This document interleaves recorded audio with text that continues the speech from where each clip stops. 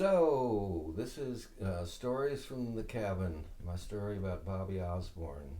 The last couple of weeks, we lost two great mandolin players, great stylist innovators in Jesse McReynolds and Bobby Osborne.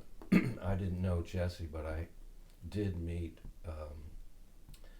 Bobby Osborne when I was 16 years old, not 20 minutes from where I'm sitting right now on a lake in the Adirondack Mountains. And I had a bluegrass band with my brother Richard and a fellow named John Van Valkenburg.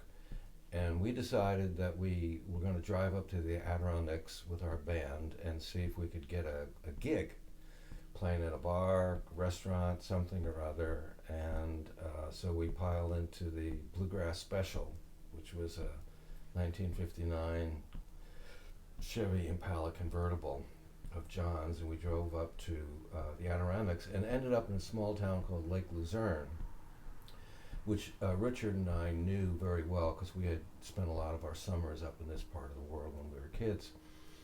And so we were driving around and we saw a gas station and pulled into this gas station in Lake Luzerne, and there was a poster in the window that said the Osborne brothers were playing at the Hadley Luzerne High School auditorium that night. And it was like, my God, what are these guys doing in Hadley Luzerne High School?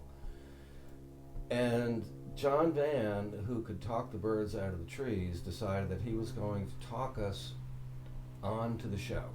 He was going to get us onto this show one way or the other.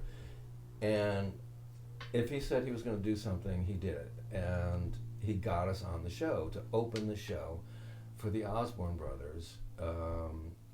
And so we went to the high school, and we were in the backstage, as it were, from the auditorium, and there they were. I forget who, it was obviously Sonny and Bobby. I'm not sure who was playing guitar. It might have been Ronnie Reno at that time, I'm not sure. But they were very, very nice to us. And Bobby knew I was the mandolin player and asked me if I wanted to try his mandolin. And I was just like pretty overwhelmed by the idea of actually holding it. And so I said, sure.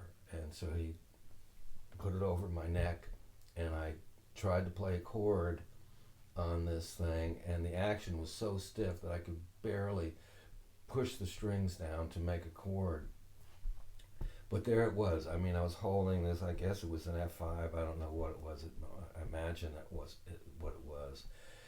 And they were just really nice, and it was, I mean, we played a bunch of their songs in our repertoire. Of course, we didn't do any that night with them on stage, but we weren't quite that bold. But went outside after the show, and there was their stretch limousine out there, and it was like, you know, the bass on top of the car, the whole ball of wax, and it was like, this is how these guys travel around the country, around the world, I guess. And but still not really appreciating what they were doing in Lake Luzerne, New York. And that was that. And then 50 years later, really 50 years later, I got a call or an email, I'm not sure which, from Alison Brown, and she was recording an album on Bobby and wanted to know if she could record one of my songs. And I was like, oh my God, of course. It was a thrilling thought. It was a song called 8 More Miles. And they wanted to make a couple of changes. Bobby wanted to make reference to a town where he grew up rather than a town that was in the song, which was fine. And he wanted me to rewrite a couple of lines because I had written the lines about getting drunk with chieftains in a Dublin hotel pub. And I guess Bobby didn't want that association. So I wrote a couple of lines for him, and he loved them, and that was that. And they recorded this track, and Raina and I, who's Steadicam here, got a copy of the CD when it came out, and we hopped in the car and drove all over town in Nashville, just listening to it over and over and over again. It was unbelievable to hear him singing this song. I'm a huge fan, and his voice is just, it's ungodly. It's just an amazing sound. And to hear him singing that thing was more than I could stand. And had the windows rolled down, just blasting this thing all over the place. And hoping that someone would ask, "Whose song is that?" As we stopped at a red light or something. That never happened. In any event, I never got a chance to thank him for that. And we were playing at Hardly Strictly Bluegrass, and Bobby was there at the hotel in the restaurant, and I knew he was in the restaurant, and so I wanted to say something to him, and telling my little story about meeting him in upstate New York when I was a kid.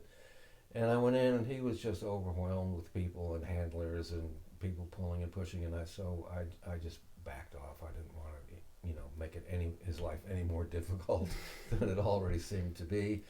And so I never got a chance to thank him for that. And Allison, I have said thank you to for producing that record. But in any event, that's my Bobby Osborne story. God bless him. Rest in peace. An amazing, amazing talent.